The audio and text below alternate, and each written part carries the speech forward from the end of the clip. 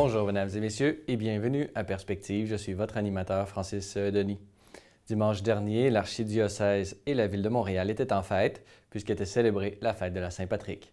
Pour l'occasion avait été organisée une messe en la basilique Saint-Patrick de Montréal et où j'ai pu m'entretenir avec Monseigneur Christian Lépine sur l'importance de cette fête, mais plus particulièrement de sa dimension spirituelle. Écoutez.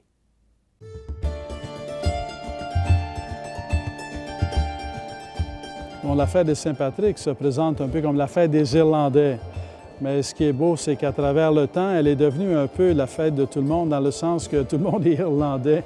Dans le diocèse, tout le monde est irlandais lorsque c'est la fête de Saint-Patrick. Et donc, il y a ce beau sens de l'identité, de l'héritage, de la tradition, mais en même temps, cette ouverture de rencontre d'autres cultures, de rencontre d'autres éléments et d'éléments différents dans la société.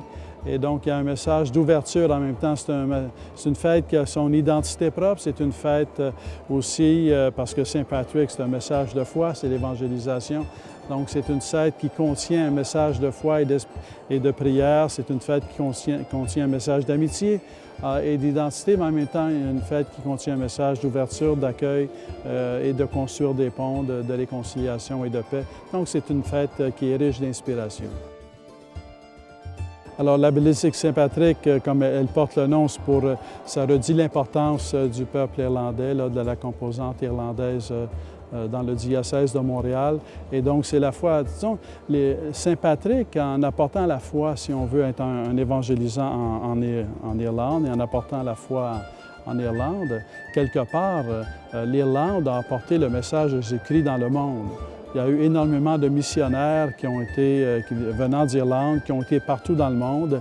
Et donc, ça a été un message qui a pour ainsi dire, qui a fini par apporter Jésus-Christ à plusieurs endroits du monde, sur plusieurs continents.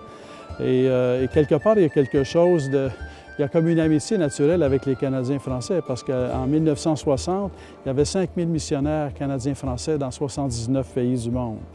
Donc, il y a quelque chose qu'on a en commun, c'est non seulement la foi, mais aussi cette dimension missionnaire de vouloir faire connaître l'amour de Dieu. Et dans la mesure où on peut, en se rencontrant, on peut, pour ainsi dire, s'enrichir les uns les autres pour nourrir toujours ce sens missionnaire. La communauté irlandaise s'est développée beaucoup au 19e siècle avec l'arrivée d'immigrants qui sont venus ici par la famine et parfois les guerres. Et donc, en venant ici, ils ont nourri une forte communauté, une des fortes communautés en Amérique du Nord d'Irlandais, c'est à Montréal. Et quelque part au Québec, on a tous du sang irlandais parce qu'on sait que, par exemple, dans ma famille, pour ma part, j'ai du sang irlandais, et parce qu'ils ont voulu accueillir le peuple irlandais ou les Irlandais qui arrivaient ici dans la détresse. Ils ont voulu les accueillir avec leur cœur. Leur cœur a été ouvert. Et donc, c'est un message qui nous a enrichis, nous tous, comme peuple québécois et comme ouverture à cet enrichissement mutuel des civilisations et des cultures.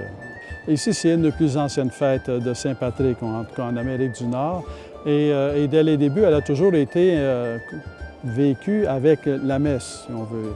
Et donc, la dimension spirituelle a toujours été présente à travers, disons, l'évolution de la société qui se veut plus séculariste.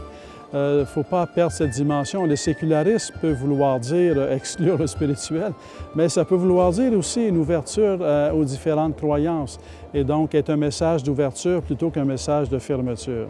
Et la fête de Saint-Patrick permet de mettre de l'avant le message spirituel comme un message d'ouverture et d'accueil d'autres croyances et de la diversité, afin que ça ne soit pas seulement qu'un message où on se replie sur soi ou qu'un message où la spiritualité est exclue de la société, mais au contraire un message où la société s'ouvre aux différentes convictions, aux différentes croyances, aux différentes philosophies, mais où chacun peut trouver sa place et construire des ponts dans la rencontre et l'interculturel, pour ainsi dire. Voilà, c'est tout pour aujourd'hui. N'hésitez pas, si vous avez des questions ou commentaires, vous pouvez m'écrire à l'adresse qui apparaît à l'écran. Merci d'avoir été des nôtres. À la prochaine!